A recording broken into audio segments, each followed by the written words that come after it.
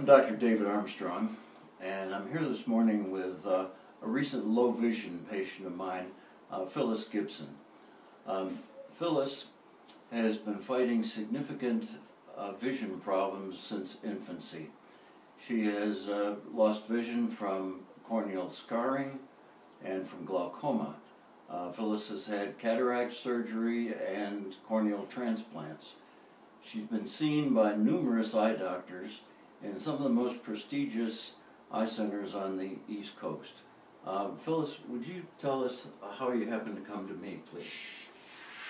I wasn't getting the answers that I wanted to hear, so I made an appointment with Dr. Teal, and when I went to him, he examined my eyes and told me, he said, don't let anybody ever tell you that you, just to forget about an eye if you have any vision in it at all. And I have lived all my life with basically my right eye being blind. He asked me if I wanted to try to make use of it and get some more help. And of course I said, certainly. I've lived all my life wanting to see and fighting for my eyesight. And so he made an appointment with Dr. Armstrong, Dr. David Armstrong. And he says he feels like that Dr. Armstrong could help me. And so I came to Dr. Armstrong. He recommended these glasses here, and they have been great. I'm able to look at television. The double vision is gone. And I had double vision in one eye, and then it went on to be triple vision. And I can read, I can paint again. And so it's made a big difference in my life, and I would fight for them. And you know, we pay lots of money to get hearing aids and what have you, and most people will frown at paying a large sum of money for glasses, but to me, my eyesight's worth it. Thank you. I'll just explain that Dr. Jonathan Till is a well-known ophthalmologist here in Roanoke, Virginia, and I admire him because he looked beyond treating Phyllis's eye disease, specifically the glaucoma, to wondering what could be done to improve her life, to get her back to activities that she enjoyed, like reading and painting. She's an artist, and television, things of that sort. So what I've prescribed for Phyllis is wide-angle telescopic glasses. Would you hand me those, please? And with these glasses, Phyllis is able to watch television much better. She sees it much better.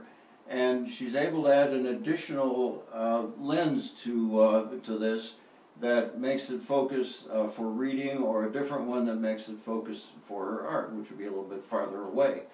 And Phyllis, would you just show us how you add that lens, please? Okay. I do have to be careful that I don't put it on the wrong eye. It has to be put on the right eye, and that's my eye that I'm considered blind in.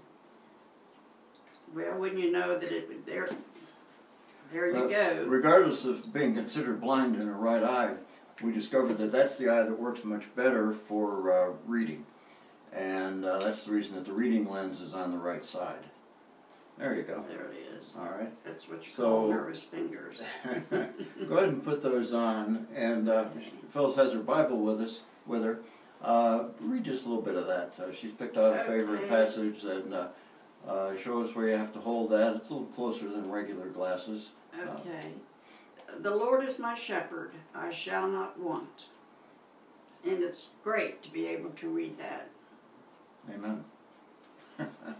If with your previous glasses, she did have glasses before, how would that have gone? Would you have been able to read that as well? No, and I complained about it several times with my other previous doctors, but what would happen is, as I told them, that if I was trying to read on the right page, the left page would be sitting on top of the right page because it would be so doubled that it made it impossible to read. And when I would look at television, I couldn't use those glasses to look at television. And so when I would look at television, I would see a head with maybe 2 noses and 3 eyes, or I would see a head sitting on top of a head, and it would get right comical at times. I've had 7 surgeries on that left eye, and after the 6th surgery on that eye, that's when I went into glaucoma. And so it was, I lost 3/4 of the vision in that left eye. So with the right eye being basically declared blind, I am legally declared legally blind, but with that right eye unable to be used, then I only had a small bit of vision at the corner in my left eye.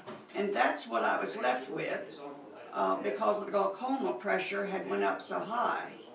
So that's why I started searching. I was getting desperate. I didn't want to go completely blind. Now I can read. Dr. Armstrong tells me one of these days I'm going to be able to thread a needle, and I'm looking forward to that. Phyllis, I can't tell you how much I appreciate you being with me this morning and agreeing to be part of this video. I'm so pleased that I've been able to help you, and I thank you for being my patient and for being part of the video. And I'll just mention to others who might be experiencing vision loss for various reasons, if you would like to talk about it with me, you can call me for a free telephone consultation. The number to call is 1-866-321-2030. Thanks a lot for watching. And I will add to that I have never had a doctor to call me before my first visit. And Dr. Armstrong called me and got all the information that he needed before we visited the first time. Thank you. Thank you, Phyllis.